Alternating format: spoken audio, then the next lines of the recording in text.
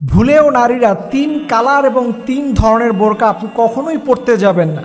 এই বোরকাগুলো যে নারীরা পরবে তারা গুনাহগার হবে। দেখবেন বর্তমান বাজারে ইরানি, দুবাই, মালয়েশিয়ান গর্জিয়াস লেভেলের কিছু বোরকা আছে, যেইগুলো অনেক নারীরা না জেনে পরার কারণে তাদের আমলনামায় সওয়াবের পরিবর্তে গুনাহ যাচ্ছে। এর মধ্যে 1 নাম্বার হচ্ছে টাইট ফিটিং এবং পাতলা বোরকা।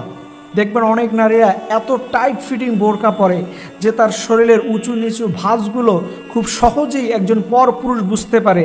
এরকম বোরকা যারা পরবে, যে নারীরাই পরবে, খবরদার, এই নারীদের সওয়াবের পরিবর্তে তাদের আমলনামায় শুধু গুনাহই লেখা হবে। 2 নাম্বার হচ্ছে এমন গর্জিয়াস বোরকা যেটা দেখলে পরপুরুষ তার প্রতি আকৃষ্ট হয়।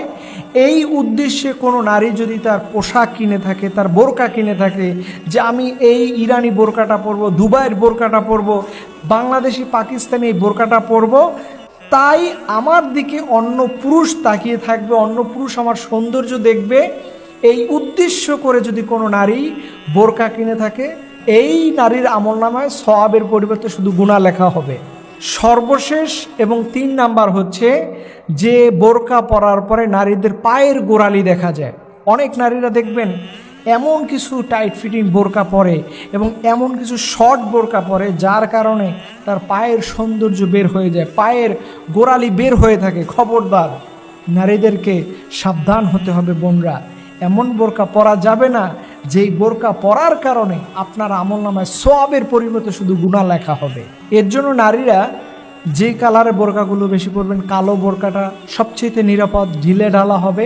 গ্রে, হালকা ব্রাউন এবং ডার্ক নেভি, মোটামুটি নর্মালের মধ্যে যে বোরকাগুলোর কালার থাকে এগুলো কিনবেন। আপনি মনে রাখবেন যে আপনার এই বোরকাটা দেখলে পরপুরুষের কতটুকু আকৃষ্ট হওয়ার সম্ভাবনা আছে, এইটা দেখে যাচাই বাছাই করে একটু বোরকাটা কিনবেন।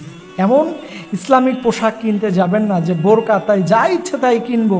খবরদার বোনরা, এটার কারণে কিয়ামতের দিনে আল্লাহর সামনে আপনি আসামি হবেন। আল্লাহ বলছে, ওয়ালা তাবাররাজনা তাবাররুজাল জাহিলিয়াতিল উলা, তোমরা সেই জাহিলি যুগের নারীদের মতো সাজসজ্জা এটা করতে যেও না।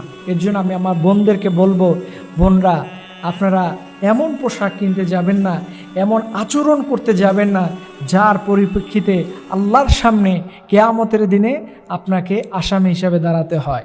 এর জন্য ভাইদেরকে অনুরোধ করে বলবো, আপনি বাবা, আপনি ছেলে, আপনি ভাই, আপনি যেই হন না কেন, আপনার বোনকে যদি বোরকা কিনে দেন, অবশ্যই এই আলোচনার আঙ্গিকেই আপনাকে আপনার বোনকে বোরকা কিনে দিতে হবে।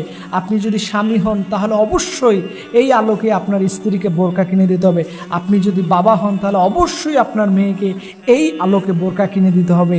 এর জন্য ভাইদেরকে অনুরোধ করে বলবো, দুনিয়াতে এমন কোনো কাজ করতে যাবেন না যার পরিপ্রেক্ষিতে কিয়ামতের দিনে আপনার এই মেয়ের কারণে, আপনার স্ত্রীর কারণে, আপনার মায়ের কারণে আপনার আমলনামার মধ্যে আযাব চলে আসে। আল্লাহ রাব্বুল আলামিন যেন আমাদেরকে সকল প্রকার জাহিলিয়াত থেকে হেফাজত করে। সবাই বলুন আমিন।